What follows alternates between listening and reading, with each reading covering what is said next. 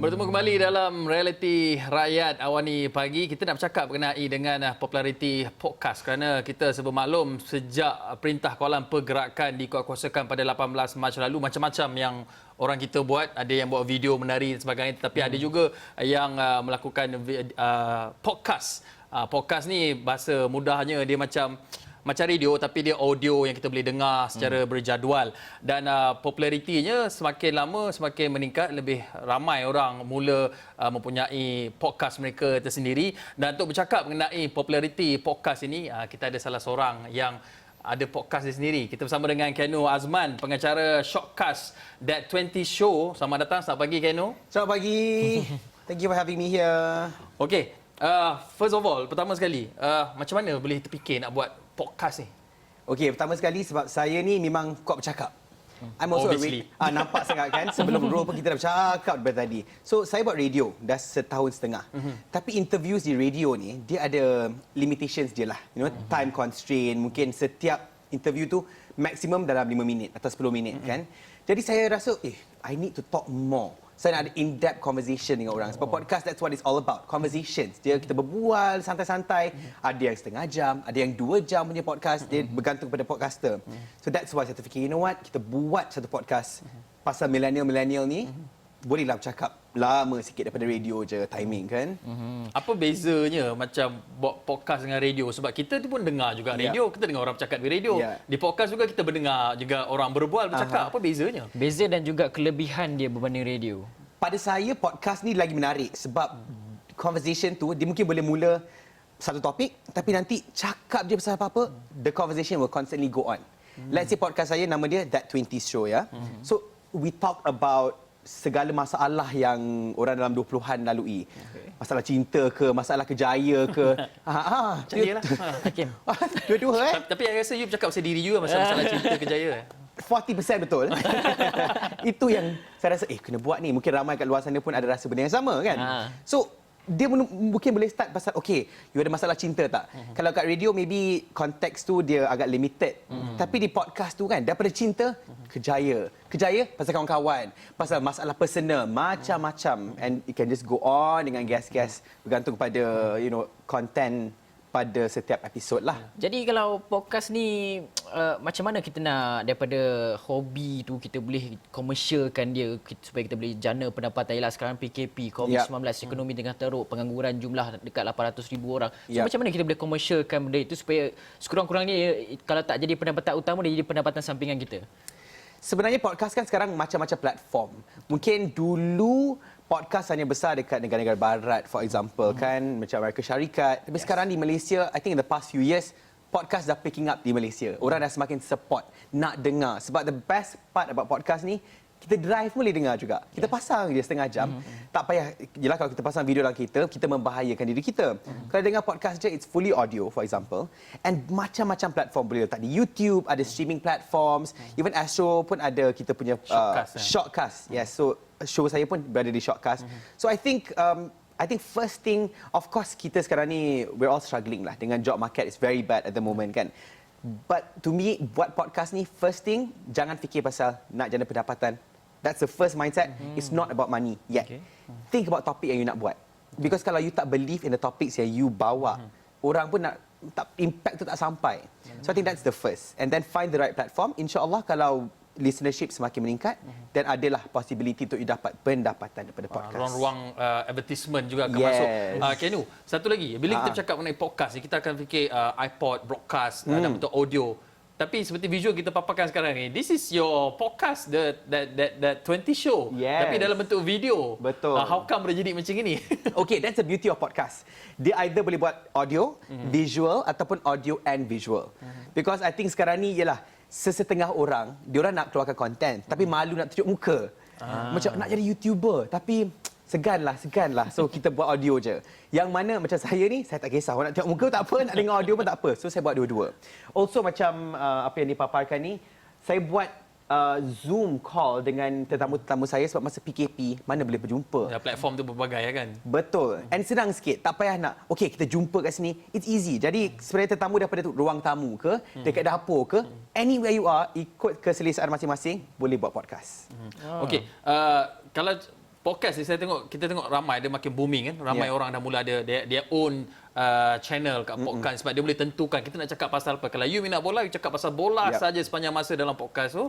Tetapi dia akan ada banyak topik. Jadi how to stay orang kata relevant ataupun to make sure kandungan yang kita paparkan itu ada pendengar setianya sendiri. Maksudnya stay relevant. Yeah. Right. Pertama sekali, I think branding kena kuat. You kena tahu dulu topik you apa. Sebab kadang-kadang biasalah bila kita baru start something new tu, nak cakap pasal apa which is not wrong. Mungkin ada yang tak jumpa lagi topik spesifik nak buat. Jadi episod pertama, kedua macam ni, ketiga, keempat macam ni. Tapi to me tak apa asalkan lama-lama tu you akan tahu juga. Okay, macam saya dah tahu dah saya suka human real life stories. That's why podcast saya pun memang saya suka nak tahu okay apa masalah you masih muda. Macam mana ditangani cabaran ini pada umur sedemikian. So dah dalam 15 episod tak silap saya podcast saya ni. It's been very consistent.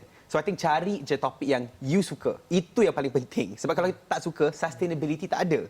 Lepas 2-3 episod, mungkin orang suka dengar, tapi I tak suka bercakap pasal benda-benda ni, jadi susah. Kita pun tak ada motivation kan. Jadi kalau kita nak lihat orang sana, kalau tengah tengok sekarang mereka berminat untuk membuat podcast mereka sendiri, mungkin langkah pertama, langkah kedua apa yang perlu ada? Adakah melibatkan sebarang kos untuk nak set up podcast tu macam mana?